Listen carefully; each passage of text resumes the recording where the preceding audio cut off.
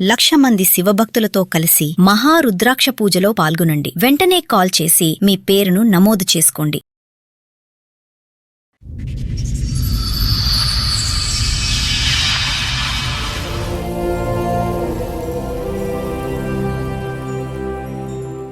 అక్రమ సంబంధాల వల్ల అమ్మలు పిల్లల్ని చంపేస్తున్నారు. ఆ అక్రమ సంబంధం ఉన్న వ్యక్తులు వచ్చి పిల్లల్ని చంపేస్తున్నారు. వీళ్ళిద్దరూ కలిపి భర్తలను చంపేస్తున్నారు, లేదా భర్తలు భార్యలను చంపేస్తున్నారు. అమ్మ ఉంటే 100 మంది ఉన్నట్టు అని అమ్మ వదిలేయడం ఏంటండి? అమ్మ మీద కేసులు వేసుకోవడం ఏంటి? అమ్మ కేసులు వేయడం ఏంటి? అమ్మ పిల్లల్ని చంపేయడం ఏంటి? పెళ్లి చేసుకోవడానికి ముందు నువ్వు నాకు నచ్చినావని చెప్పింది. పెళ్లి అయినాక వారం రోజులకే నువ్వు నాకు నచ్చలేదు, నాకు వ్యవసాయం చేసేవాడే కావాలి, నేను ఊరేసుకుని చనిపోతానని బ్లాక్మెయిల్ చేసి గడే పెట్టుకొని నేను లోపల ఊరేసుకుంటాను, డ్యూటీకి వెళ్ళకూడదని బ్లాక్మెయిల్ చేసేది. ఇప్పుడు ఆవిడ రైతునే చేసుకోవాలని ఎందుకు అనుకుంది? అంటే నాకు ఆస్తి కోసం చేసుకున్నాను, ఏదైనా పండనికే కాదు నేను పెళ్లి చేసుకున్నదని చెప్పింది. ప్రతిరోజు నరకం అనిపించిన మేడం. 5 సంవత్సరాల పాటు ఇదే పాట ఆవిడ. అవును అవును సార్. ఈ పాట పాడుతూనే 2 పిల్లలు కనేసింది. ప్రపంచాన్ని చెప్పకూడదు అనుకున్నా, తన్నేది దగ్గరికి పోతే తర్వాత గీరేది నా దగ్గర ఉండే టార్చర్. డిప్రెషన్ నాకు బాగా వెళ్ళిపోయింది సార్. ఆ 2019లో నేను సూసైడ్ చేసి పిల్లలకి నేను కావాలనే ఉద్దేశంతో బ్రతుకుండాలి, కానీ ఒక తండ్రి భార్యకి నేను వద్దు అని అనుకుంటే ఎలా? మమ్మీ వద్దా? మమ్మల్ని చంపేయడానికి చూస్తారు మేడం.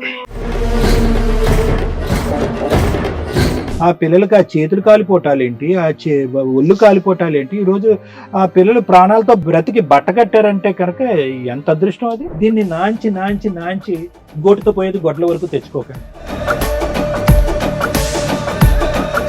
మీరు ఉరితాడు తెచ్చుకుని ఫ్రెండ్ ఇంటికి వెళ్ళి ఊరేసుకున్నారు, వాళ్ళు చేసుకోలేకపోతున్నారు, అంతే తేడా. పిల్లలు మీ దగ్గర ఉన్నంత వరకు మీరు ఆ చైర్ మీద కాలు మీద కాలేసుకుని కూర్చోవచ్చు సార్.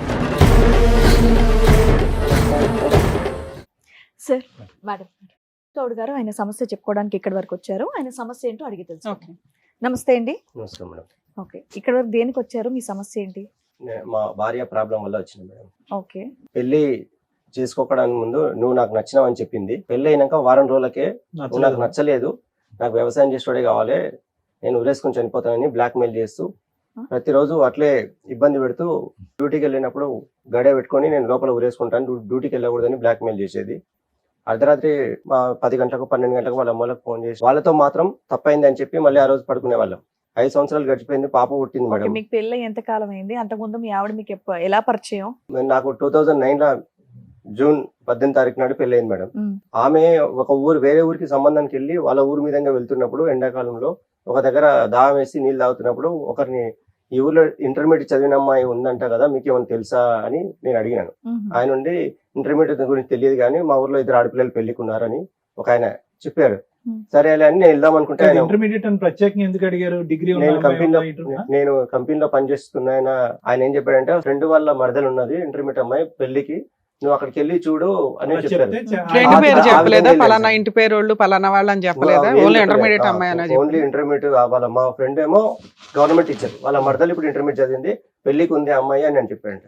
ఆయన రాంగ్ చెప్పాడంట. తర్వాత తెలిసింది వాళ్ళ భార్యతో చెప్పిండి ఇట్లా సంగతి అని. అంటే ఈ ఒక అమ్మాయి లేదు, ఒక అమ్మాయి ఉంది, వీళ్ళేమనంటే సరే నేను వెళ్ళిపోతానన్నాను. ఈ లోపల వాళ్ళ అన్న ఎక్కడి నుంచి వచ్చాడో వాళ్ళ ఇంటికి వచ్చింది మేడం. వాళ్ళ ఇంటికి వచ్చి మా చెల్లిని చూడడానికి రమ్మని చెప్పని వాళ్ళ భార్య భర్తలు ఇద్దరిని అడిగాడు. వాళ్ళు నేనేమో సడన్ గా పోతున్న బాటసారిని కదా, నేను గ్యారెంటీ చెప్పలేను, చూడనమ్మా అని అంటే ఆమె ఏం కాదు చూడని అన్నారు. ఆ విధంగా నేను వాళ్ళ ఇంటికి తీసుకెళ్లారు. ఈ లోపల ఆమె రెడీ చేసి కూర్చోబెట్టారు. నేను చూసినా, నేనేం మాట్లాడకుండా బయటకు వెళ్ళిన. 3 డేస్ తర్వాత ఫోన్లు చేస్తుండ్రు, వాళ్ళన్న కంటిన్యూ ఫోన్ చేస్తుండ్రు. ఏమైనా రాకపోతే మీరంటే మా పెద్దల సమక్షం లేదు కాబట్టి నేనేం చెప్పలేకపోతున్నా, మా వాళ్ళకి నాకు ధైర్యం వస్తలేదు అంటే, సరే మమ్మల్ని రమ్మంటారా, మీరే వస్తారని వాళ్ళని అడిగాడు. సరే మీకు నచ్చిందో లేదో మళ్ళీ నాకేం తెలియకుండా నేనేం చెప్పలేను కదా అంటే నాకు ఓకే అని చెప్పిండు. ఆయన వాళ్ళ చెల్లెలకి ఫోన్ ఇచ్చిండు. ఈమె ఫోన్లో నువ్వు నాకు నచ్చినావు అని చెప్పింది.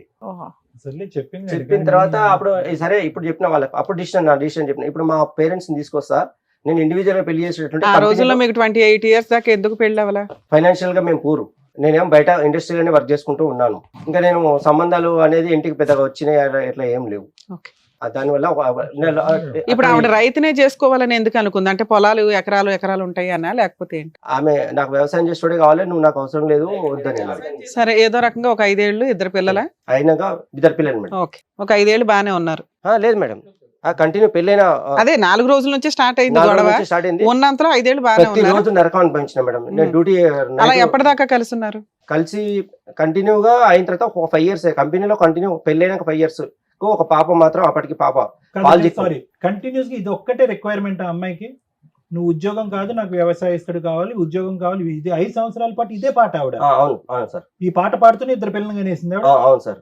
అది మీరు ఇంకోటి నా ఒక్కసారి కూడా అడగలేదా? దగ్గర రానిపోయేది ఇది ఇది అప్పుడు నాకు కావాలనుకున్నప్పుడు ఎవరు చెప్పలేదు, ప్రపంచానికి చెప్పకూడదు అనుకున్నా. ఆమె ఏం చేస్తుందంటే నాకు తన్నేది దగ్గరికి పోతే, తర్వాత గీరేది. సార్ పెళ్లి చుట్టే తిరక్కండి సార్. 2009 మ్యాటర్, పెళ్లి అయిపోయింది, 20 ఏళ్ళు అవుతుంది, 15 18 ఏళ్ళ ఏంటి ఇప్పుడు పంచాయతీ ఏంటి? 2009 నుంచి 2011 ఆగస్ట్ లో మా పాప పుట్టింది సార్. అల్లుడ పోయినప్పుడు కూడా వాళ్ళు అసలు నాకు పెళ్లికి కట్నం వద్దన్న ఆ మేడం. అమ్మాయి ఏమైనా జాబ్ చేస్తుందా? ఏమి ఏమీ చేయదు, హౌస్ వైఫే. వాళ్ళ ఇంటికి వెళ్ళిపోయేదా, మీ దగ్గర ఉండేదా? నా దగ్గర ఉండే టార్చర్ పెట్టేది మేడం. టార్చర్ అప్పుడప్పుడు పెడుతూ ఉండేదా? చెప్పకుండా వెళ్ళిపోయేది. ఓకే, వెళ్ళినా ఎన్ని రోజులు ఉండేది వాళ్ళ ఇంట్లో? వెళ్ళిన ఒక మెయిన్ డెలివరీ అయినప్పుడు చాలా రోజులు ఉన్నది, ఇంకా మిగతా రోజులు Maximum వచ్చేస్తూ ఉండేది. అయితే ఈ లోపల ఆమె జాబ్ ఈ టార్చర్ ఎట్లా పెట్టింది మేడం అంటే, జాబ్ మానేసి ఇంకో జాబ్ నేనే వెతుక్కొని మా పేరెంట్స్ మీద మా అత్తగారి మీద బర్డెన్ లేకుండా నేనైతే నా భార్యని ఎట్లైనా సాధించుకోవాలి, కలుపుకొని బతకాలి అనేది నా ఉద్దేశం ఉన్నది. నా పెద్దలు వేరే వాళ్ళని అడిగితే ఏం చెప్పేవాళ్ళంటే, ఇట్లా లోపల మర్మని చెప్పకుండా మా భార్య కొద్దిగా ఇబ్బంది పెడుతుందంటే గర్వంగా పెరిగిందేమో, లేదంటే పిల్లలైనాక, లేకపోతే ఆంజనేయ స్వామి దగ్గర ఒకసారి నిద్ర అయ్యి, లేకపోతే రింగులు పెట్టుకోవాలి, బంగారు రింగులు పెట్టుకుంటే చేతులకు, అట్లా శని అవి పూజలు చేస్తే అట్లాంటి సలహాలు ఇచ్చారు. అవి కొన్ని చేస్తే అవి ఏవి ఫలించలేదు. ఈమె సేమ్ ఇంకా ఎక్కువైంది. తర్వాత నేను ఆమెని కంపెనీ మారిన మేడం. కంపెనీ మారిన తర్వాత సేమ్ ప్రాబ్లం, ఇంకో కంపెనీ మారిన, అట్లా రిజర్వ్ 16 రకాల చేంజ్, లక్షల రూపాయలు ఓటున్నా మేడం. అంటే నానా రకాల కంపెనీలు మానారా 11 ఏళ్లలో. 2020లో ఏం జరిగింది? 2020లో 2019లో నేను సూసైడ్ చేసుకున్నా మేడం, ఉరేసుకున్నాను. నా క్లాస్మేట్లకు, ఫ్రెండ్స్ కు, కొలీగ్స్ అందరికీ నా గురించి ఆమె వాళ్ళ చుట్టాలందరికీ వీడొక సైకో కూడా పిచ్చోడని చెప్పుకుంటూ వస్తున్నదంటే అది నాకు తెలియకున్నది. వాళ్ళందరూ నా మీద ఒక ఫోన్లు చేసి మెంటల్గా ఇబ్బంది పెడితే నేను తట్టుకోలేకపోయినా. కంప్లీట్ పల్లెటూరు విలేజ్ లా పెరిగినా నాకు బయటి ప్రపంచం తెలియకున్నది. ఈమె సమస్యను నేను ఎదుర్కోవడానికి నాకు ధైర్యం సరిపోలేదు, నాకు వేరే ఆప్షన్ దొరకలేదు. ఆ ఒత్తిడి తట్టుకోలేక నేను భయపడి రాత్రిపూట కూడా నిద్రపోకుండా ఎంతో ఇబ్బంది పడుకుంటూ అట్లే నేను ఒకసారి రోజు నేను ఇక్కడ వద్దు, మా ఫ్రెండ్ దగ్గరికి పోయి వేరే కంపెనీ మన ఇద్దరం కలిసి జాబ్ చేద్దామని ఒక మాట చెప్పేసి వెళ్ళిపోయి నైట్ 2 మధ్య 12, 1, 11 గంటలకు రీచ్ అయినా మేడం. నైట్ పోయి మా ఫ్రెండ్ దగ్గరికి పోయి నాకు కంపెనీ జాబ్ కావాలంటే సరే పెట్టిస్తాను అన్నాడు. మా భార్య కూడా జాబ్ కావాలని ఆయన అడిగితే సరే పెట్టిద్దాం అని చెప్పింది. అన్న తర్వాత నైట్ రూమ్ లో పడుకోపోయి నన్ను ఒకటే రూమ్ కు పంపించి, నేను లేచి ఒక సర్వీస్ వైర్ ఉండేది, దానికి ఫ్యాన్ కోసం ఉన్నది, ఆ సర్వీస్ వైర్ చుట్టుకున్నాను, ఉరేసుకున్నాను. ఇట్లా దాని కింద ఒకటి సపోర్ట్ అయితే పెట్టుకున్నాను, తన్నినాను. ఆ ద్వారా గుర్తుంది, సర కూడా ఉతుకపోయింది, సపోర్ట్ వచ్చింది. తర్వాత ఉదయం 8-9 గంటల టైంలో నేషనల్ హైవే ఉంటుంది, ఆ రోడ్డు మీద ఉంటున్నాను. నడవనికి వస్తలేదు, మాట్లాడితే మాటలు వస్తలేవు. తాడు దింపి ఎవరు మిమ్మల్ని అక్కడ దాకా తీసుకెళ్లారు? తెగిపోయి ఉండొచ్చు అని అంటున్నారు మేడం. అది తెగిపోయింది, మీకు మీరుగా వెళ్ళిపోయారు మైకంలో. మైకంలో రాత్రంతా నైట్ 2 గంటల నుంచి కింద పడతారు. ఈ షోల్డర్స్ అన్ని చెక్కలు అదేమంటారు మేడం, గీసుకుపోయినాయి. మోకాళ్ళు, బొటన వేళ్ళు, గదివ మొత్తం గీసుకుపోయింది. ఇక్కడ మొత్తం తెగింది, ఇక్కడ నల్లగా అయింది అంతే. ఇక్కడ తెగిపోలేదు, ఇక్కడ తెగింది. రివర్స్ ఎంత తాడు ఉండొచ్చు, తెగినట్టుంది. అన్ని నైట్ అంతా మైకంలో ఉన్నట్టుంది. ఉదయం నా అంతకు నేనే లేచి బయటకు వచ్చాను. ఆ విధంగా వాళ్ళు సూసైడ్ చేసుకుని వచ్చిన తర్వాత మా ఫ్రెండ్స్ తో భయపడ్డాను. మాటలు రాలేదు, నీళ్ళు తాగనికి రాలేదు, నడవనికి రాలేదు, చాలా ప్రాబ్లం ఫేస్ చేసిన. ఇంటికి తోలుకొచ్చిన తర్వాత ఏమైందంటే, భార్య వాళ్ళనే సూసైడ్ చేసుకున్నా అంటే, ఇదంతా మా ఫ్రెండ్స్, మా పేరెంట్స్ మీద నా గురించి అబద్ధం చెప్పి, పొలం చేయనందుకే వీడు సూసైడ్ చేసుకున్నాడు అన్నట్టుగా డైవర్స్ చేసి అంతా ప్రతి ఒక్కరు గేమ్ ఆడిన ఇట్లా. అది వేరే రూట్లో వెళ్ళిపోయి మా నాయన 1 ఎకరా పొలం చేసినప్పుడు, సూసైడ్ చేసుకున్నప్పుడు మా నాయన బలవంతంగా తీసుకెళ్ళిండు. మీ నాన్న దగ్గర ఎన్ని ఎకరాలు ఉన్నాయి? మా నాయన దగ్గర మొత్తం 4 ఎకరాలు మా అమ్మ పేరు మీద, మా నాయన పేరు మీద కలిపి ఉంది మేడం. మీకు 5 ఎకరాలు ఎలా చేశారు? 4 ఎకరాలు వాళ్ళకి 4 ఎకరాలకు వెళ్ళి నాకు ఎకరా చేసిండు మేడం. ఎకరా చేశారు? నాకు ఒక ఎకరం చేశారు. 1 ఎకరం చేసిన తర్వాత అప్పుడు ఆ టైంలో బలవంతంగా చేశారు వాళ్ళు, తీసుకెళ్ళి కలవకూడదు తీసుకెళ్ళి. చేసిన తర్వాత నేను వద్దని చెప్పిన, పొలం చేయకూడదు నాకు ఈ టైంలో, అయినా చేసిర్రు. నాకు అదే సెట్ కాలే. పిల్లలు ఉన్నారు కదండి, ఆ టైంలో మీరు సూసైడ్ అటెంప్ట్ కారణం ఏంటి అంటే ఈమె ఒత్తిడి టార్చర్కి ఆవిడకి మీరు అక్కర్లేదు, పిల్లలకి మీరు కావాలి, మీరు కావాలని పిల్లలకి నేను కావాలనే ఉద్దేశంతో బ్రతుకుండాలి. కానీ ఒక తండ్రి భార్యకి నేను వద్దు అని అనుకుంటే ఎలా? అప్పుడు నాకు ధైర్యం. సరే, మీరు సూసైడ్ చేసుకున్నారని అలిగి వెళ్ళిపోయిందా, పోట్లాడి వెళ్ళిపోయిందా? ఆమె వెళ్ళిపోలేదు. మరి 2020లో ఎందుకు వెళ్ళిపోయింది సార్? అది అడిగాను ఇందాక. సూసైడ్ చేసుకున్నాక మా ఊరి, అక్కడ నుంచి మా ఊరికి 1 ఎకరం పొలం కూడా వచ్చింది. మా ఊరికి వెళ్ళిపోతే మా నాయన 1 ఎకరం పూరం చేసిన వెంబడే ఈమె ఏం చెప్పిందంటే, నాకు ఆస్తి అప్పుడు చెప్పింది, నాకు ఆస్తి కోసం చేసుకున్నాను, ఇదాన పండనికే కాదు నేను పెళ్లి చేసుకున్నదని చెప్పింది. ఓకే. అప్పుడు Only మా నాయన property ఎకరా పొలం బుక్ వచ్చింది, మేము అప్లై చేసిన ఆ ఎకరా పొలం బుక్ ఆమె ముందు చింపేసిన. గబుకుని మీ నాన్న ఇస్తుంటే బలవంతంగా ఇవ్వడం ఏంటి? ఇష్టంగా ఇచ్చాడు ఆయన, కొడుకు కాపురం బాగుండాలి అని. అది బలవంతంగా ఇవ్వడం ఏంటి? 40 లక్షలు ఆస్తి వస్తుంటే వద్దని బుక్ చింపుతారా? నేను ఆస్తి కోసమే చేసుకున్నాను, నేను ఇవన్నీ నువ్వు నాకు వద్దు అని అన్నది.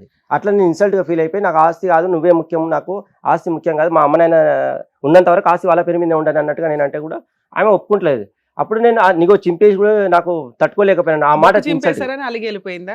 ఆమె అలిగి వెళ్ళిపోయాను మేడం. చింపేసిన తర్వాత ఆమె వాళ్ళన్న 2-3 డేస్కి వాళ్ళన్న నువ్వు నీ చుట్టుముట్టు 20 నెంబర్లు ఉన్నాయి, ఫోన్ నెంబర్లు, నీ ఇంటి చుట్టుముట్టు, నిన్ను ఆయన పచ్చి బూతులు తిట్టుకుంటా నేను చంపేస్తాము. తర్వాత ఆయనంత కానీ నేను రెచ్చకూడదు, మా చెల్లెలకి ఏమైనా అయిందంటే కనుక నువ్వు ఉండవు అంటే, అసలు మీ చెల్లెలకి ఏమవుతుంది, ఇదేంది ఇది బ్లాక్ మెయిల్ అని చెప్పేసి ఆమె సూసైడ్ అటెంప్ట్ చేసుకున్నారని మీ ఆవిడకి తెలుసా?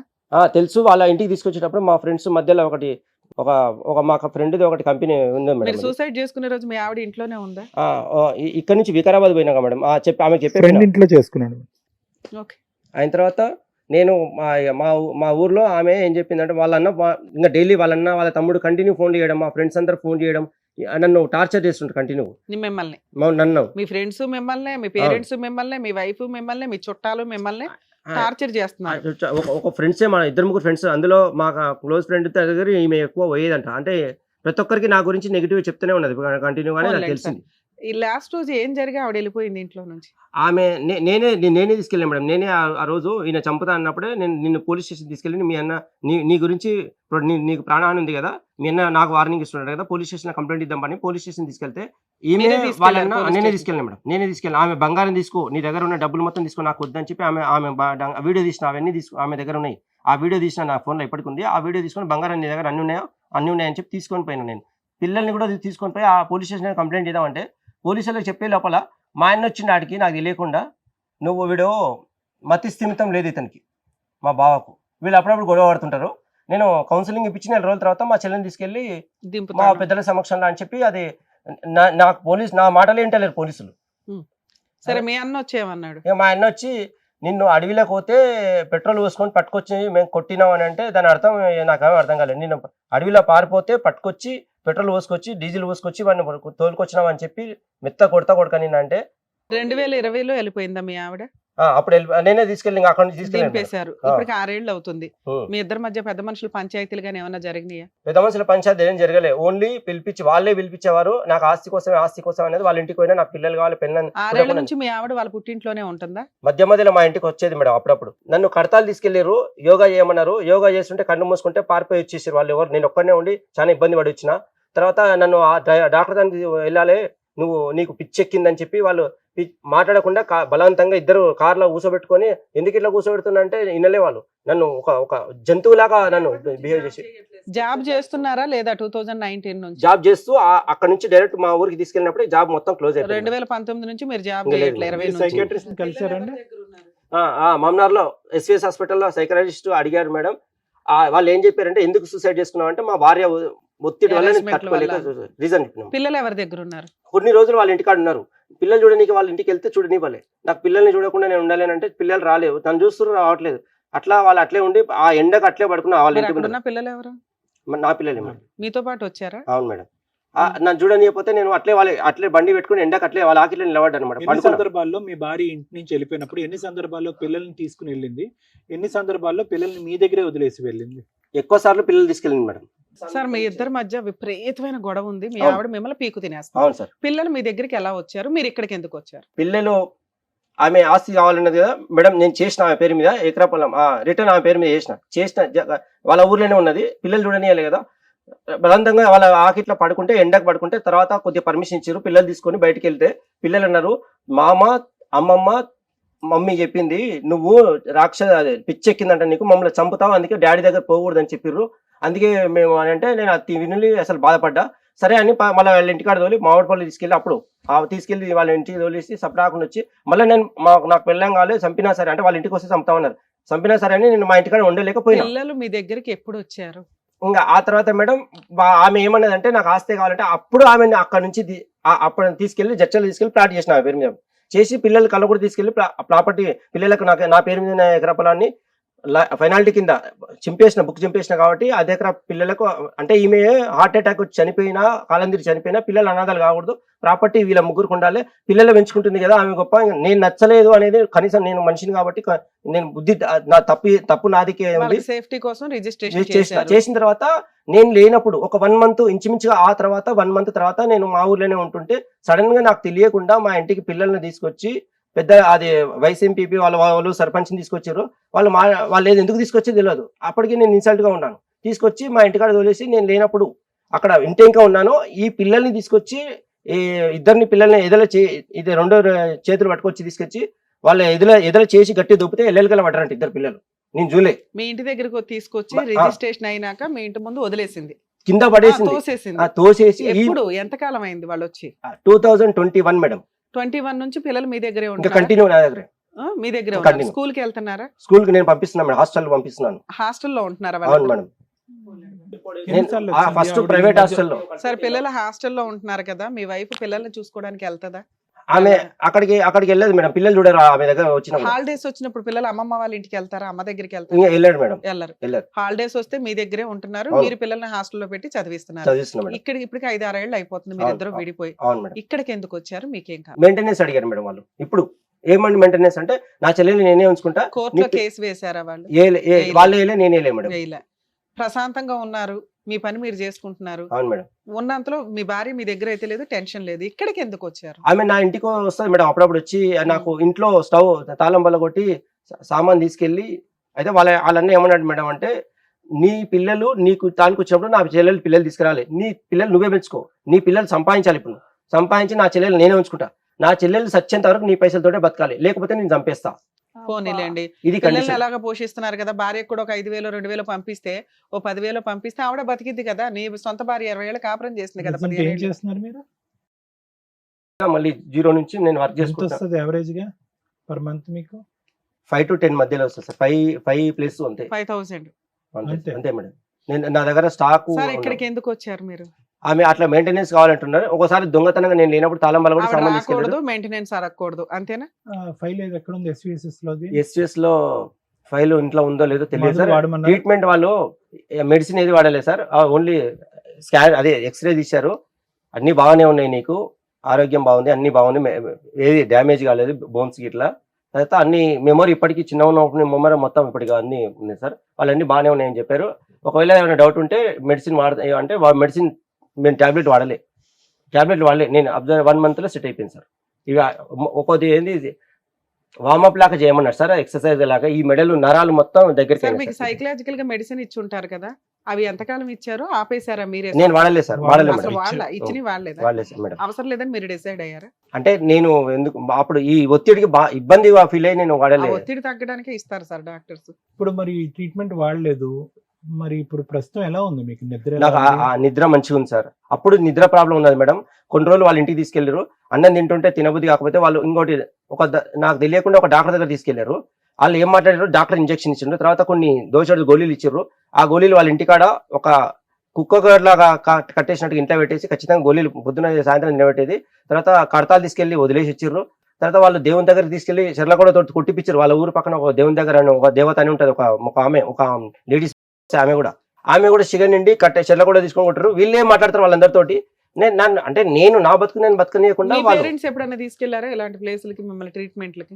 మా పేరెంట్స్ ఏం తీసుకెళ్ళారు మా అన్ననే దేవుడు మేడం. అది కూడా మీరు మంచిగా అడిగారు. మా అన్న ఫస్ట్ సూసైడ్ చేసుకొని వచ్చినప్పుడే మా అన్న తీసుకెళ్లి నువ్వు కూర్చో అని బట్టల మీద స్నానం చేసి వచ్చి మా అన్న ముందర కూర్చున్నాక మా అన్న లక్ష్మీ నరసింహ స్వామికి దేవుడు షుగర్ నింతాడంట. నాకు తెలియదు అప్పుడే. ఫస్ట్ కూర్చున్న తర్వాత నోరు తెరవమన్నాడు. నోరు తెరిస్తే విభూతి నోట్లో పోసిండు, కుంకుమ నోట్లో తల్లిండు, నీళ్లు ఆపకుండా తాగాలని చెప్పిండు. తాగిన మా భార్య లేచిపోయి స్నానం చేసేటప్పుడు నెత్తి విరవసుకుంటే ఆమె నెత్తి విరవసుకొని స్నానం చేసేటప్పుడు ఆమె మా అన్న ఏమన్నాడంటే, ఇది నీ పెళ్ళమే చేసింది, ఇది నీకు ఇట్లా కావడానికి గల కారణం నీ పెళ్ళమే అని చెప్పిండు.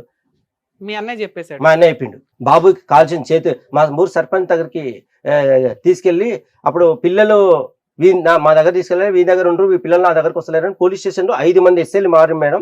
5 మంది ఎస్ఐల ముందర ఓన్లీ పిలిపించేవారు. రెస్పెక్ట్ ఇచ్చి నేను డిపార్ట్మెంట్ రెస్పెక్ట్ ఇచ్చి నేను పోయేవాడిని. ఏమైంది సార్ అని పోతే, పిల్లలు తిన్నారా, పిల్లలు నీ దగ్గరనే ఉంటారా, మీ భార్యను కొట్టినావా, మీ భార్యను తిట్టినా అంటే నేనేం లేదు సార్ అని అడిగాను. తర్వాత వాళ్ళు సైలెంట్ గా పిల్లల్ని ఎస్ఐ దగ్గర తీసుకెళ్లి పిల్లల్ని మీ మమ్మీ దగ్గర పోండి, మీ అమ్మమ్మ దగ్గర పోనంటే పిల్లలు పోనీ అని చెప్పేవారు. నాకు ఊపిరాడక డబ్బులు లేవు, పిల్లలు వండి పెట్టడానికి లేదు, పిల్లలు పోవాలని నేను అనుకున్నాను. అట్లా పోకపోతే సార్ ఎస్ఐ సార్ ఏమన్నాడంటే, ఓ అమ్మ ఇంత చిన్న పిల్లలు వాళ్ళు నీ దగ్గరికి నేను వస్తలేరు, మీకు నిమ్మకొని వాడిని నిలబడరా అంటే ఆడ నిలబడ్డాడు, వాడిని అంత దూరం నిలబడ్డా పిల్లలు వస్తలేరు, నాకు తెలియదమ్మా వాడు పిచ్చోడు అన్నావు. అట్లా వార్నింగ్ ఇచ్చేసి నేనేం చేయలేనమ్మా, పిల్లలు వస్తలేరు, పిల్లల్ని నేను బలవంతం గుంజిస్తాను, నీకు సన్న విలాలని చెప్పి కాదు, ఇదేదో ఉంది మీ లోపల, అది తప్పు మీదే ఉంది, మీ లోపల ఉంచుకో, నేనైతే ఏం చేయలేను, పిల్లలు రాలే గుంజి నాకు రాదు. పిల్లల్ని ఏదో హెరాస్ చేసిన ఏవో ఫోటోలు ఉన్నాయంట, అవి ఏమైనా చూపిస్తారు? సర్పంచ్ దగ్గర, మా ఊరు సర్పంచ్ దగ్గరికి వచ్చి పిలిపించి, ఈ పిల్లలు కావాలంటే పిల్లలు పోతలేరు, పోకుండా నా దగ్గర గురికొస్తారు, వాళ్ళ దగ్గర కూర్చోని పట్టుకొని పిల్లలు పట్టుకొని గుంజుకోపోదాం అనుకుంటారు వాళ్ళు. పిల్లలు వాళ్ళు ఏడ్చిర్రు. ఒకసారి మీ పిల్లల్ని పిలవండి, ఒక నిమిషం మాట్లాడదాం, ఎందుకంటే అంత కాలింది ఆ పిల్లలు ఎందుకు, మీరే కావాలంటే కంప్లీట్ గా నేనే ట్రీట్మెంట్ చేసిన, ఆమె ముట్టుకోలే పిల్లల్ని. రమ్మనండి సరే. నాన్న మీరు వీడియోలో మీ నాన్నగారు వీడియో తీస్తున్నారు, మీ అమ్మ మిమ్మల్ని పైప్ తో కొట్టడానికి చూస్తుంది, మీ మమ్మీ వద్దా? ఎందుకు, బాగా చూడదా? డాడీ బాగా చూస్తున్నాడా? డాడీ చూస్తాను. అలా చెప్పమన్నాడా మీ డాడీ? కాదు మేడం, మమ్మల్ని చంపేయడానికి చూస్తారు మేడం. మీ అమ్మ మా డాడీ ఏమన్నా అట్లా ఫ్రూట్స్ ఇవన్నీ తెస్తే పిల్లలకి ఎందుకు తెస్తామని మా డాడీని తిరుగుతుంది మేడం. మళ్ళీ మీకు ఇవన్నీ తెలుసా? మా ముందరే మా మమ్మీ తిడుతుంది మేడం మా డాడీని. సరే నాన్న, మిమ్మల్ని అంత అడగకూడదు. ద థింగ్ ఇస్ 2009 లో మీ మ్యారేజ్ అయింది కదా, అంతే కదా? Okay okay. మీరు పెళ్లి చేసుకున్నటువంటి పద్ధతి విధానము, ఒక 28 సంవత్సరాల వ్యక్తి ఒక పెళ్లి జీవితాంతం, అప్పటి వరకు పెళ్లి కుదరలేదు, రకరకాల పరిస్థితుల వల్ల పెళ్లి సంబంధాలు రాలేదు అనేటటువంటి వ్యక్తి ఒక సంబంధం చూసుకుని ఒక జీవిత ప్రయాణం మొదలుపెట్టి ఒక జీవిత భాగస్వామిని ఎంచుకోవాల్సినప్పుడు అతను దానికి మించినటువంటి పరీక్ష అంటూ ఏది ఉండదు. అటువంటి పరీక్షలో మీరు ఎలా వెళ్ళారంటే కనుక, ఏదో ఒక సినిమాకు మార్కెట్కు వెళ్తున్నట్టుగా వెళ్ళి బండి అక్కడ ఆపి, ఇక్కడ ఇంటర్మీడియట్ చదివే అమ్మాయి ఎక్కడన్నా ఉందా అని చూడండి, ఏదన్నా అడుగుతారు చూడండి, ఇక్కడ ఏమన్నా డ్రింక్ దొరుకుతుందా, ఇక్కడ ఎక్కడన్నా దగ్గరికి భోజనం హోటల్ ఉందా అన్నట్టుగా ఒక గట్టిగా అరిచి, ఒక బాబు ఆ మూల మీద ఒక అమ్మాయి ఉంటుందంట చూడండి అంటే ఎలా ఉందండి ఇది? వినటానికి ఎలా ఉంది? ఎంత విచిత్ర విడ్డూరంగా ఉంది. ఎవరు గొంత ఎవరు తవ్వుకున్నారు? ఆ పిల్లలకి ఆ చేతులు కాలిపోటాలేంటి, ఒళ్ళు కాలిపోటాలేంటి? ఈరోజు ఆ పిల్లలు ప్రాణాలతో బ్రతికి బట్టకట్టారంటే కనుక ఎంత అదృష్టం అది. ఎవరి తప్పు ఎవరిది ఒప్పు అని వదిలేసేయండి, వెళ్తారా? అక్కడ ఏమొచ్చి ఒక గంట సేపు వాళ్ళు టైం ఇచ్చి అమ్మాయికి స్నానం చేసి మీ కళ్ళు ఎదురుకుంటే పెళ్లి చూపులను కూర్చోబెడతారా? సై అంటే సై అన్నట్టుగా మీరు పెళ్లి చేసుకుంటారా? అసలు ఏమన్నా అర్థం పర్థం ఉందండి? ఓకే, లేదు. మనకి ఎందుకంటే ఇక్కడ ఒక సైడ్ ఆఫ్ ద స్టోరీయే కనిపిస్తుంది, రెండో సైడ్ ఆఫ్ ద స్టోరీ కనిపించట్లేదు. రెండో side first part of the story ఎంత ఆశ్చర్యంగా అనిపిస్తుందో పెళ్లి చేసుకునేటువంటి విధి విధానం. Second half of the story, పెళ్ళైనటువంటి వారం రోజుల్లోనే శారీరకంగా అమ్మాయి నాకు కోఆపరేట్ చేసేది కాదు, పగలనక రాత్రి అనక నువ్వు రైతు అయితే కనుక నాకు ఇష్టం, నువ్వేమొచ్చి రైతు కాదు కాబట్టి నువ్వు నాకు వద్దు అని చెప్పి మిమ్మల్ని హింస పెట్టి బాధ పెట్టి, ఏది పెళ్ళైనటువంటి వారం రోజులకి హింస పెట్టి 5 సంవత్సరాల పాటు అదే పద్ధతిలో హింస పెడుతూ, కేవలం నేను నీ జీవితంలోకి ఎంటర్ అయింది ఒకే ఒక కారణం ఏంటంటే నీ ఆస్తి కాజేయటానికి అని చెప్పేటటువంటి కథ ఏదైతే ఉందో, వాస్తవం ఉంటే ఉండొచ్చు, కానీ మళ్ళీ నేను ఏం చెప్తున్నానంటే second half of the story మనకు తెలియదు ఇక్కడ. ఓకే, ఎందుకు అంటే కనుక ఈరోజు ఒక్కళ్ళే వచ్చారు. ఎవరు వచ్చారు? రమేష్ గారు అతని 2 పిల్లలతో పాటు వచ్చారు. ఎవరు రాలే. అన్న లేడు, అమ్మ లేదు, అక్క లేదు, చెల్లి లేదు, తండ్రి లేదు, ఇటు లేదు. అటువైపు వాళ్ళు ఎలాగరారులేండి, అటువైపు వాళ్ళు వస్తే కనుక ఇంకో విధంగా ఉంటుంది ఇక్కడ కదా. 2 పిల్లలు వచ్చారు మీతో పాటు. ఎందుకు వచ్చారు 2 పిల్లలు అంటే కనుక ఈరోజు ఆ పిల్లలకి దిక్కుమొక్కు లేక వచ్చారు మీతో పాటు. అంటే మానసికంగా మీరు ఎంచుకున్నటువంటి మార్గం ఏంటి, అంటే పెళ్లి రూపాన్ని మీరు ఎంచుకున్నటువంటి మార్గం ఏంటి, ఏ దిక్కును పోయింది, ఆవిడ ఎందుకు మీతో పాటు సాటిస్ఫాక్షన్ లేదు, ఇదంతా కూడా ఒక ఆస్తి గురించి జరిగేటటువంటి అంశమేనా? ఆవిడ మిమ్మల్ని ఏ స్థాయిలో హింస పెట్టింది, ఎందుకు ఒక 4 నోట్లో మీరు ఒక సైకోపాతను లేదంటే ఒక మానసిక పరిస్థితి బాగాలేనటువంటి వ్యక్తిగా ఎందుకు ఒక పేరు నానింది, ఎందుకు మీ తరపున వాళ్ళు వచ్చి మీ వెన్నంటూ ఎందుకు నిలబడలేదు, ఇదంతా తట్టుకోలేనటువంటి మీరు ఉరి వేసుకోవటానికి ఎందుకు ప్రయత్నం చేశారు? ఉరి వేసుకున్న తర్వాత బ్రతికిన తర్వాత ఏ డాక్టర్లు అయితే బాబు నువ్వు ఉరి వేసుకోవటానికి ఇది ఒక కారణము, నీ మానసిక పరిస్థితి బాగాలేదు, నువ్వు మందులు వాడు అని ఒక డాక్టర్ చెప్తే మీరు చెప్పేది నేను వాడేది ఏంటని చెప్పి మందులు తీసి పక్కన పెట్టేసి అటు తిరిగి ఇటు తిరిగి ఇటు తిరిగి ఇటు తిరిగి ఈరోజు వచ్చి ఇక్కడ కూర్చుని మాట్లాడేటటువంటి మొత్తం కథ అంతా కూడా విచిత్ర విడ్డూరంగా ఉందని చెప్తున్నాం రమేష్ గారు. చేసుకునేటటువంటి విధానం పద్ధతి బాగాలేనప్పుడు ఆవిడతో ప్రయాణం చేస్తూ అంత శాడిస్ట్, మీ లెక్క ప్రకారం చెప్పాలంటే హింస పెట్టి బాధ పెట్టి నరకయాతను చూపెట్టే ఒక శాడిస్ట్ భార్యతో, ఎందుకంటే ఒక 16 సంవత్సరాలు ఒక ఆడపిల్లని ఇలా కళ్ళెదురుకుంటే అక్కడ కూర్చోబెట్టి సినిమా అంతా చూపెట్టు, ఎంత నరకం చూసుంటుందండి ఆ మహాతల్లి. పక్కన ఇంకో కొడుకు ఏంటండి? పోనీ అమ్మాయి అంటే కనుక పెళ్ళైనటువంటి కొత్తలో మాకు అవగాహన లేదు కాబట్టి ఏదో అలా పుట్టేసింది అని అనుకుందాం. కరెక్ట్గా అక్కడ 3-4 ఇయర్స్ గ్యాప్లో మీతో ఎంతో ఒక లవ్ స్టోరీ ఉంటేనే కదా ఇంకో అబ్బాయిని కన్నారు మీరు. ఎందుకు కనాలండి? ఒక్క రోజైనా కూడా మీరు ఆ అమ్మాయితో పాటు సుఖపడాము అనే మాట అన్నారా? సహజంగా ఇక్కడికి చాలా మంది కేసులు వస్తాయి మేడం. ఫస్ట్ 3 ఇయర్స్ బాగానే ఉండేదండి, తర్వాత 4 ఇయర్స్ బాగానే ఉండేదని అండి. ఇదేంటి మ్యారేజ్ మోటార్ సైకిల్ మీద వెళ్ళి పెళ్లి చూపులు చూసి వచ్చి పెళ్లి చేసుకున్న మీరు ఆ తర్వాత ఒక్కరోజు కూడా సుఖపడలేదని అంటాం ఏంటి? మీ ఎస్టిమేట్ తప్ప, లేదా ఆ అమ్మాయి మొత్తం ముసుగు కప్పుకుని వచ్చి మీ ఎదురుగుంట కూర్చుందా? ఒకప్పుడు ముసుగు కప్పుకుని కూర్చుని మోసం చేసే వ్యక్తిత్వం ఉండేటటువంటి వ్యక్తితో 16 సంవత్సరాలు 12 సంవత్సరాలు ఎందుకు కాపురం చేశారు? 2 పిల్లల్ని ఎందుకు అన్నారు? ఊరేసుకునే పరిస్థితి వరకు ఎందుకు వచ్చింది?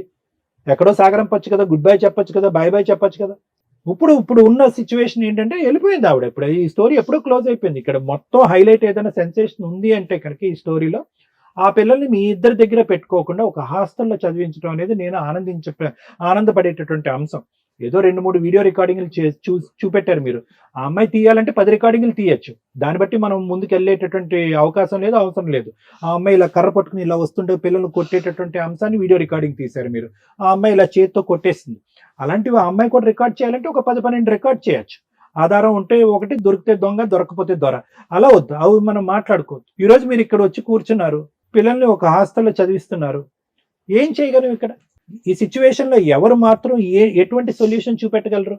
మీరు వచ్చి సింపుల్గా ఇక్కడ కూర్చోబెట్టి చెప్తున్నారు ఏంటంటే, ఏమంటే ఆ పిల్లల మటుకు పిల్లలు ఉన్నారు, ఆ పిల్లల పోషణ అయితే నేను చూసుకుంటాను, తల్లిగా ఆవిడకి అర్హత లేదు కాబట్టి పిల్లల్ని నా దగ్గర పెట్టుకుంటానంటే ఆవిడ కర్కోటత్వం అనేటటువంటిది, కఠినత్వం అనేది మనకు ఆల్రెడీ కనిపిస్తూనే ఉంది. పిల్లల్ని వదిలేసి ఇక్కడ ఉంచడం అనేది. ఎందుకంటే ఆ పిల్లలే నువ్వు మా తల్లి కాదు, నువ్వు మా తల్లి కాదు, గుడ్ బై అంటున్నారు కాబట్టి. ఏం కావాలి మీకు ఇక్కడ? ఈ సమస్యకి పరిష్కారం ఏమని చెప్తాం? ఒకటే అంశం గుర్తుపెట్టుకోండి, మీరు సంపాదించేది 5,000 10,000 వాళ్ళు ఏం మీ మెడ పట్టుకుని ఏమి అడగట్లే. మీ జోలికి మేము రావు, మా జోలికి మీరు రావద్దు అంటే కనుక ఈవిడ పోషణార్థం ఆవిడ ఏదో ఒకటి ఇవ్వండి అని అంటున్నారు. ఆవిడ రాక్షసి అయినా, భయంకరమైనటువంటి మనిషి అయినా, ఆవిడ పోషణకి మీరు ఏమిస్తారు అనేటటువంటిది ఒక్కటి ఆలోచించుకుంటే ఇదంతా ఇష్యూ ఈజీగా సెటిల్ అయిపోతుంది. అలా కాకుండా ఒక 2,000 3,000 మెయింటెనెన్స్ ఇచ్చే కాడికి మీరు ఇవ్వకుండా దీన్ని నాంచి 10 మంది పెద్దల మనుషులకి ఈ స్టోరీ చెప్పుకుంటూ ప్రతి చోటగా ఆ పిల్లల్ని హాస్టల్ని తీసుకొచ్చి వాళ్ళని పాక్షికంగా కానీ పరోక్షంగా కానీ ఇలాంటి అంశాలకు ఎక్స్పోజ్ చేయటం వల్ల ఆ పిల్లలు ఇద్దరు కూడా మెంటలీ అన్వెల్ అయిపోతారు రానున్న రోజులు.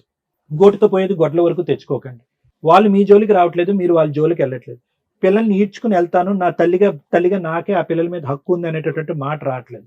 పిల్లలు మీ చెంతనే ఉన్నారు, మీ పాటే పాడుతున్నారు, మీతోనే ఉంటాను అంటున్నారు. దీనికి మించినటువంటి అదృష్టం ఏమీ లేదు. వాళ్ళు మీ జోలికి రాకూడదంటే ఆవిడ పోషణ నిమిత్తం ఎంతో కొంత డబ్బులు అడుగుతుంది. పట్టుదలకు పోవద్దు. ఈ కథ 10 మంది దగ్గర చెప్పుకున్నంత మాత్రాన నువ్వే పిచ్చాడురా రమేష్ వెళ్ళి ట్రీట్మెంట్ తీసుకో అనేటటువంటి మాట పదే మీకు వినిపిస్తుంది తప్ప ఇంకొకటి వినిపించదు. నాకేమనిపిస్తుంది అంటే, నిజంగా ఆ ఉరి వేసుకోక ముందు కూడా మీరు ఒక డిప్రెషన్లో ఉన్నారు, వేసుకున్న తర్వాత ఇంకా డిప్రెషన్లోకి వెళ్ళిపోయారు. దానికి ఆవిడ కారణమా ఎవరు కారణం అనేది అది మీ మనస్సాక్షికి, మీ అంతరాత్మకు నేను వదిలేస్తున్నాను. నేను ఎందుకు ఒక సైకియాట్రిస్ట్కి, ఒక డాక్టర్గా ఎందుకు ఇంత వివరణ ఇస్తున్నానంటే, ఎంత మెయింటెనెన్స్ ఇస్తారు, ఎప్పుడు ఇస్తారు, విడాకులు ఎలా తీసుకోవాలనే సబ్జెక్ట్ నాది కాదు. అదంతా కోర్టు పరంగా లాయర్ మేడం చెప్తారు. నేనేమంటున్నానంటే, వన్ అండ్ ఓన్లీ టార్గెట్ మీకు ఈ జీవితంలో ఏదైతే ఉందో, 16 సంవత్సరాలు ఒక ఆడపిల్లని భయంకరమైనటువంటి టార్చర్కి, చూడకూడనటువంటి సన్నివేశాలకి, సిచ్యువేషన్కి ఎక్స్పోజ్ చేశారు. మీరు ఉరితాడి తెచ్చుకుని ఫ్రెండ్ ఇంటికి వెళ్ళి ఉరేసుకున్నారు, వాళ్ళు చేసుకోలేకపోతున్నారు, అంతే తేడా. వాళ్ళు ఈ నరకాన్ని జీవితాంతం స్మరించుకోకుండా ఉండాలి అంటే కనుక ఒక తండ్రి మానసికంగా ఒక స్థైర్యం, ధైర్యం, దమ్ము ధైర్యం ఉండేటటువంటి తండ్రిగా మీరు మారటం చాలా ఇంపార్టెంట్. మంచైనా చెడైనా, కష్టమైనా నష్టమైనా పిల్లలు మీలోనే చూపెట్టుకుంటున్నారు. మీరు ఇలా డీలా పడిపోయి ఒక దిగ్భ్రాంతితో, ఒక బాధతో ఎవరు కనిపిస్తే ఎవరో ఒకరు ఆదుకుంటారు, కాపాడుకుంటారని ఎవరికి వాళ్ళు స్టోరీ చెప్తూ ఆ పిల్లలిద్దరిని ఎడం వైపు కుడివైపు సాక్షులుగా పెట్టుకుంటూ వదిలేసేయండి ఈ సబ్జెక్ట్.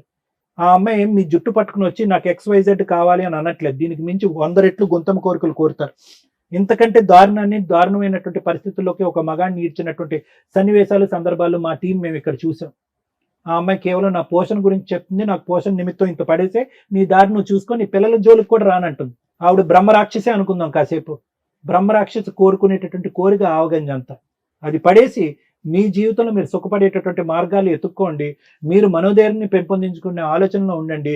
మీకు ఏదైనా సైకలాజికల్గా ట్రీట్మెంట్ ఇవ్వాలంటే అది ఇవ్వడానికి నేను కూడా రెడీగా ఉన్నాను. మీరు పిచ్చోకిచ్చాను కాదు, మానసిక స్థైర్యం గురించి ఆ పిల్లలతో పాటు మీరు జీవితాంతం ముందుకు ప్రయాణం చేయాలంటే దానికి హెల్ప్ఫుల్గా నేను ట్రీట్మెంట్ ఇస్తాను అంటున్నాను.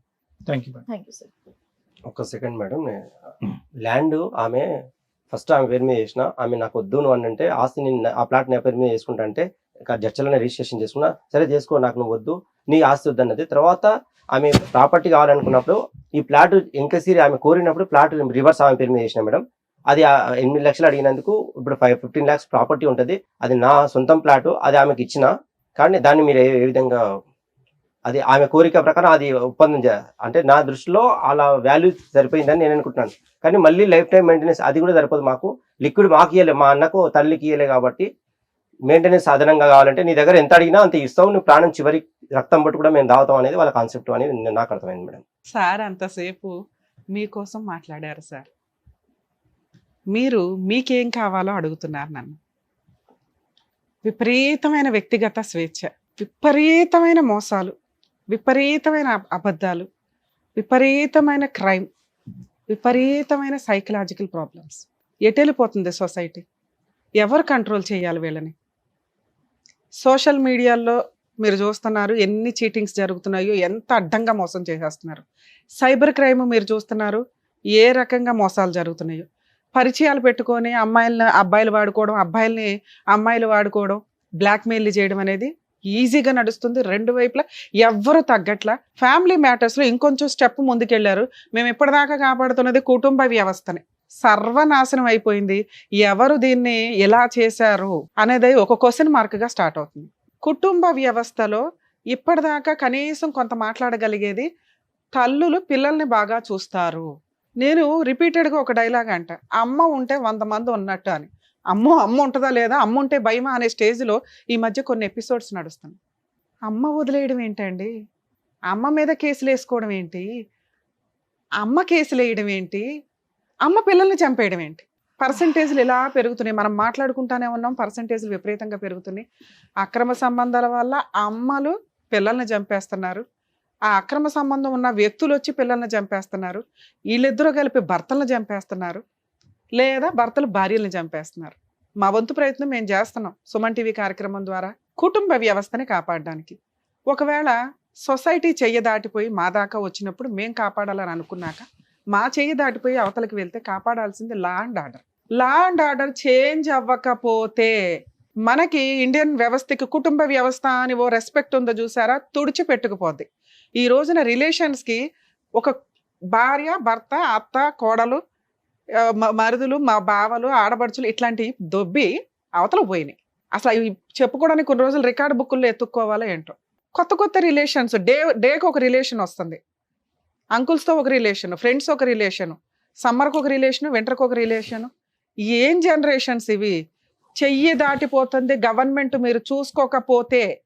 రేపటి రోజున మీరు ఏ ప్రజల కోసం ఈ పథకాలు తీసుకొస్తున్నారో, ఏ ప్రజల కోసం ఈ సాఫ్ట్వేర్లు, ఏఐలు తీసుకొస్తున్నారో ఆ ప్రజలే రేపటి రోజున యంత్రాలుగా మారి ఎందుకు పనికి రాకుండా అయిపోతారు. పొలిటికల్గా గవర్నమెంట్ కొంత చేంజ్ అయ్యి ప్రజల కోసం నిజంగా మీరు ఆలోచించాల్సి వస్తే, ప్రజల కష్టార్జితానికి, ప్రజల కుటుంబ వ్యవస్థకి, రిలేషన్స్కి ఇంపార్టెన్స్ ఇచ్చేలాగా కొంత చూస్తే మన సాంప్రదాయాల్లో చాలా మంచి విషయాలు ఉన్నాయి.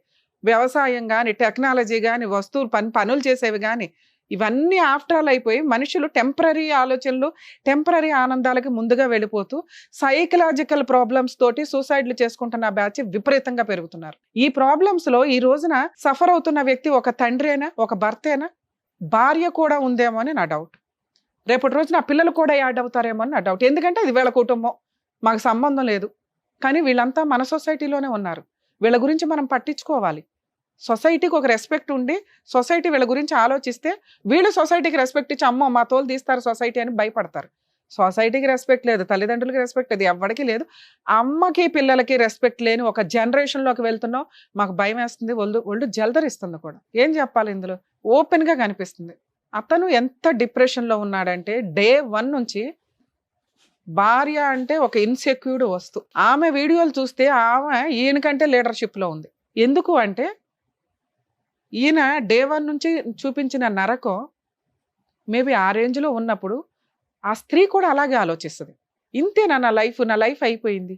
లిటరల్లీ ఒక అమ్మాయి లైఫ్ ఈయన స్పాయిల్ చేస్తే ఆవిడ ఓపిక పట్టక ఈయన లైఫ్ స్పాయిల్ చేసింది. వీళ్ళిద్దరూ సైకలాజికల్గా సొసైటీలో ఇండివిజువల్గా ఉంటే బాగుంటారేమో కానీ ఇద్దరు కలిసి ఉంటే సెట్ అయ్యే కాపురాలే కావు. ఎక్కడో అక్కడ స్టార్టింగ్లోనే ఈయనకు ఒక ట్రీట్మెంట్ ఇచ్చినప్పుడు మేబీ ఈయన మెడిసిన్స్ ఇవి వాడి ఉంటే భార్య వాల్యూ కుటుంబం వాల్యూ తెలిసేది. ఈ రోజున పిల్లలు తల్లిని అసహించుకుంటున్నారు. తల్లి పిల్లల్ని కొట్టేసి మీరు నాకు అవసరాలు వచ్చి అని వదిలేసింది. ఇదే చూస్తూ పిల్లలు పెరుగుతున్నారు. వీళ్ళిద్దరూ రేపొద్దుట పెళ్లిళ్ళు చేసుకుంటారు. ఏమవుతుందో ఆలోచించండి. మేమేనా ఎంతసేపు మాట్లాడేది, మేమేనా ఎంతసేపు మొత్తుకునేది? మీకు ఆ మాత్రం జ్ఞానం ఉండదు? మీ చుట్టుపక్కల ఏం జరుగుతుంది, వాళ్ళకి ఏం కష్టాలు వస్తుంది, ఒక మాట మంత్రంలా పనిచేస్తుంది. ఇక్కడ మేము ఈరోజు ఆయనకి ఇవ్వగలిగేది మాట మాత్రమే. ఎందుకంటే లీగాలిటీ లేదు, సైకలాజికల్ కౌన్సిలింగ్ తీసుకోవడానికి ఆయన రెడీగానూ లేరు. ఇంట్లో వాళ్ళే బోళ్ళంత ఖర్చు పెట్టి ఇస్తే కూడా ఆయన మెడిసిన్ వాళ్ళు. ఒకవేళ ఇలాంటి ప్రాబ్లంతో మీరుంటే నిజంగా నేను చాలా ఎపిసోడ్స్లో మొత్తుకుంటున్నానండి. జ్వరం వస్తే ఎలా వెళ్తారో, డిప్రెషన్ వచ్చింది మీ ఫ్రెండ్కి తీసుకెళ్ళండి, మీ భార్యకి తీసుకెళ్ళండి, మీ బ్రదర్కి తీసుకెళ్ళండి, మీ సిస్టర్కి తీసుకెళ్ళండి, మీకు నచ్చిన హాస్పిటల్స్కి తీసుకెళ్ళండి. మీ సరౌండింగ్స్లో ఉన్నాయి. వాళ్ళు మెడిసిన్ ఇచ్చారంటే నిద్రపోవడానికి ఇస్తారు. నాకున్న చిన్న నాలెడ్జ్ ప్రకారం మెడికల్గా నిద్రపోయారు అంటే 90% ప్రాబ్లమ్స్ క్లియర్ అవుతాయి. అమ్మో విపరీతంగా నిద్రపోతారండి. అరే అలా నిద్రపోకే ఆలోచన విధానాలు తేడాగా వస్తాయి. గట్టిగా 3 months హ్యాపీగా నిద్రపోయినాక మళ్ళీ మీరు క్యూర్ అయినాక అప్పుడు ఆలోచించండి ఏది మంచి ఏది చెడు అని. ప్లీజ్ సార్, మీ విషయంలో లీగాలిటీలో మీ ఆవిడకు ఉండే హక్కులు ఏంటో తెలుసుకుందాం ఫస్ట్. మీరు ఎంత అమాయకంగా ఉన్నారు అంటే మీకున్న ప్రాబ్లమ్ని నేను అమాయకత్వం అని మాట్లాడతాను. ప్రాబ్లం అది ఇందాక చెప్పేసాను ఏంటి అని సార్ కూడా క్లియర్గా చెప్పారు. అయితే అలా చెప్తే బాగుండదు కాబట్టి అమాయకత్వం అనే అందం. మీ అమాయకత్వం ఏ రేంజ్లో ఉందో మీకు 0 marks పడితే మీ వైఫ్కి -, మార్కులు పడుతున్నాయి. ఎందుకంటే మీరు ఫ్యామిలీని రోడ్డు మీదకి తీసుకొచ్చేసారు. అందులో 2 పిల్లలు మీ వైపు ఉండడం వల్ల మీరు కనీసం 0 దగ్గర ఉన్నారు. లీగల్గా మీరు పర్ఫెక్ట్గా ఉన్నట్టు లెక్క. పిల్లలు మీ దగ్గర ఉన్నంత వరకు మీరు ఆ చైర్ మీద కాలేసుకుని కూర్చోవచ్చు సార్. నేను చెప్పేది వింటున్నారా? పిల్లలు మీ దగ్గర ఉన్నంత వరకు మీ వైఫ్ మీ మీద ఏ కేసులు వేసినా నిలబడం. ఉఫ్ఫను ఊది అవతల ఎద్దురు కానీ. అందులోనూ 5 years నుంచి పిల్లలు మీ దగ్గరే ఉన్నారు. ఇప్పుడు పిల్లల్ని పిలిచి మాట్లాడితే అమ్మో బాబోయ్ మాకు అమ్మ వద్దండి నాన్నే కావాలంటున్నారు. అక్కడ మీకు మార్క్స్ పడిపోయినాయి. లీగల్గా మార్క్స్ పడిపోయినాయి, మోరల్గా కూడా మార్క్స్ పడిపోయినాయి. మీకు మీ ఆవిడ వద్దు, ఇది కరెక్ట్ కాదు, మీ ఇద్దరిని కలపాలని భూప్రపంచంలో దయచేసి ఎవ్వరు అనుకోకండి. మీకు మీరు రియలైజ్ అయినప్పుడు ఆలోచిద్దాం. పిల్లలకి అవసరంలా మీ ఇద్దరు కలవటం ముఖ్యంగా మీకు అవసరంలా. ఎందుకంటే మీరు ఆవిడ అనే ఆలోచన వస్తుంటేనే ఒక రకంగా ఫీల్ అవుతున్నారు. ఒక రకమైన బాధ, ఒక రకమైన కక్ష, ఒక రకమైన కోపం. వద్దు. మనం వాళ్ళని కదుపుకుంటుంటే వాళ్ళు మన మీదకి వచ్చి గొడవ పడుతున్నారు. మనం కదుపుకోవద్దు. ఇప్పుడు నేను మీ ఆవిడతో ఫోన్ మాట్లాడవచ్చు, కానీ ఆవిడకి -, మార్క్స్ పడినాయి. నేను మాట్లాడగానే నేను వెళ్ళిపోయి వాళ్ళ అన్న వచ్చేసి అయ్యి మా చెల్లిని ఇట్లా అంటారా అని గబగబా తీసుకెళ్ళి పోలీస్ స్టేషన్లో కూర్చుంటారు. 5 ఏళ్ల నుంచి వాళ్ళు మన మీద ఏ కంప్లైంట్లు ఇవ్వాల, ఏ కేసులు వేయల. వాళ్ళకి తెలియదా మెయింటెనెన్స్ వస్తుందని? తెలుసు. కానీ వాళ్ళకి తెలుసు మేము మా సిస్టర్ని తీసుకొని అక్కడ కూర్చోబెడితే వాళ్ళ లాయర్ అంటే మీ లాయర్ వచ్చి మెడికల్ టెస్ట్కి వేస్తారు, ఓహో మైనస్. అలాగే పిల్లలు మీ దగ్గర ఉన్నారు, +, మార్క్ వేస్తారు, ఓహో మనకి ఏమీ రాదు. ఎందుకు? కొంతకాలం రిలాక్స్ అవుదాం అని వాళ్ళు మేబీ ఉంచుంటారు. లేదా పిల్లలు మీ దగ్గర ఉన్నారు కాబట్టి పోనీలే ఆయన దగ్గర ఉన్నారు, ఆయనకు బాధ్యత తెలుస్తుంది, పిల్లల కోసం ఆయన మారతారేమో అని కూడా వాళ్ళు ఆగుండొచ్చు. కాబట్టి మనం లీగల్గా ఎంటర్ అయిపోయిన ఎత్తి మీదకి తెచ్చుకోవడం కంటే సైలెంట్ ఉండడం బెటర్. ఆవిడ ఇంటి మీదకి వచ్చినప్పుడు ఏదో సామాన్ తీసుకెళ్తుంది, మీ సొంత భార్య, మీ పిల్లలకి ఏ హక్కు ఉందో మీకే హక్కు ఉందో మీ ఆవిడకి కూడా అదే హక్కు ఉంది. మీరేమీ డైవర్స్ వేయలేదు, విడిపోలేదు ఇంకా. కాబట్టి వస్తుంది, తీసుకెళ్తుంది, రానివ్వండి. 3 వాళ్ళే ఫోన్ చేసి థ్రెట్ చేస్తున్నారా, మనం కదుపుకుంటుంటే థ్రెట్ చేస్తున్నారా? మనం కదిపాం, మీ కేసులో మనమే కదిపాం. మా ఇంటికి వచ్చి సామాన్ ఎందుకు తీసుకెళ్తుంది, మీ చెల్లి తోలు తీస్తా అటు అని మీరు ఏదో ఫోన్ చేస్తుంటారు. అరే మా చెల్లికి హక్కులు ఉంటారా, రమ్మను, మెయింటెనెన్స్ ఇవ్వను, పర్మనెంట్ ఎలిమినీ ఇవ్వమని. మీరు దానికి ఒక ఆన్సర్ చెప్తాను సార్. మనం కదుపుకోవద్దు, సైలెంట్ ఉండండి. మేడం పర్మనెంట్ ఎలిమినీకి నేను ఆల్రెడీ ఒక ప్రాపర్టీ ఇచ్చేసాను, నేను ఇంకా ఎందుకు ఇవ్వాలి, ఇవ్వద్దు, ఇవ్వమని ఏ కోర్టు చెప్పదు. అర్థమవుతుంది? పర్మనెంట్ ఎలిమినీ ఎప్పుడు ఇస్తాము అంటే ఫుల్ అండ్ ఫైనల్ సెటిల్మెంట్ చేసుకొని మ్యూచువల్ డైవర్స్ తీసుకునేటప్పుడు. ఓకే, ఈ కేసుల చుట్టూ తిరిగే కంటే ఒకవేళ ఆ అమ్మాయికి ఆల్రెడీ ఒక స్వీట్ బాక్స్ ఇచ్చేశారు, ఆ స్వీట్ బాక్స్ మీదే, అది కోర్టుకు కూడా తెలుసు. నెక్స్ట్ పిల్లల బాధ్యత మీరు తీసుకున్నారు, కోర్టు ప్రకారం ఆ అమ్మాయికి ఏమీ రావు. ఇవన్నీ ఎప్పుడు తెలుస్తాయి? ఈ కేసులు వేసినప్పుడు మీరు గెలుస్తారు, మీ లాయర్ ఛాలెంజ్ చేస్తారు, ఏమీ ఇవ్వద్దమ్మా అంటారు. 3 years ఫైటింగ్. మనం ఫిట్గా లేం కదా 3 years ఫైట్ చేయడానికి. అర్థమవుతుందా? అన్నీ మీరు గెలవటం కంటే ఆ రోజున వాళ్ళు కేసు వేసిన రోజున ₹1 ఇవ్వాల్సి వస్తే ఒక స్వీట్ బాక్స్ ఆల్రెడీ ఇచ్చారు, ఇంకో స్వీట్ తీసుకెళ్ళి ఇచ్చేసి పేడా వదిలించుకోండి. ఎందుకంటే ఆ అమ్మాయి అంటూ మీ లైఫ్లో లేకపోతే మీరు పర్ఫెక్ట్ జెమ్. మీ అవసరం పిల్లలకు ఉంది, మీకు ఫిజికల్ నీడ్స్ అవసరం లేదు, ఒక ఉమెన్ అవసరం లేదు, వంట అవసరం లేదు, మీరే చేసుకుంటున్నారు, మీరే పిల్లల్ని చూసుకుంటున్నారు, పిల్లల హాలిడేస్కి మీ దగ్గరికే వస్తున్నారు. ఓకే, మీరు కదుపుకోకండి. వాళ్ళు లీగల్గా వెళ్ళిన రోజున ఓన్లీ ఆల్రెడీ స్వీట్ బాక్స్ ఇచ్చాను, పోని నా పిల్లల తల్లి ఒక స్వీట్ ఇద్దామని అనుకుంటే అనుకోండి. మనం కదుపుకొని ఇప్పుడు మీకు ఇట్లా కాదండి మీకు స్వీటే ఇస్తాడు ఏమి ఇవ్వడో అటు ఇటు అని అనొద్దు. ఈ టైంలో మీకు లీగాలిటీ అవసరమే లేదు. వాళ్ళు వెళ్ళిన రోజు ఆలోచిద్దాం. ఒకవేళ అలాంటి ఒక టెన్షన్ వస్తే నియర్ బై అడ్వకేట్ని ఎవరైనా కాంటాక్ట్ అవ్వండి. వాళ్ళతో మా వాళ్ళతో మాట్లాడించినా నేను అందుబాటులో ఉంటాను. ఆ రోజు చూసుకుందాం. ఇప్పుడు కదుపుకోవద్దు, ఇప్పుడు ప్రశాంతంగా ఉండండి. Thank you. Thank you. Okay madam. Thank you. పిల్లల్ని జాగ్రత్తగా చూసుకోండి సార్. సరే madam. Thank you so much sir. Thank you so much madam. Thank you. మరో కథతో మళ్ళీ కలుద్దాం.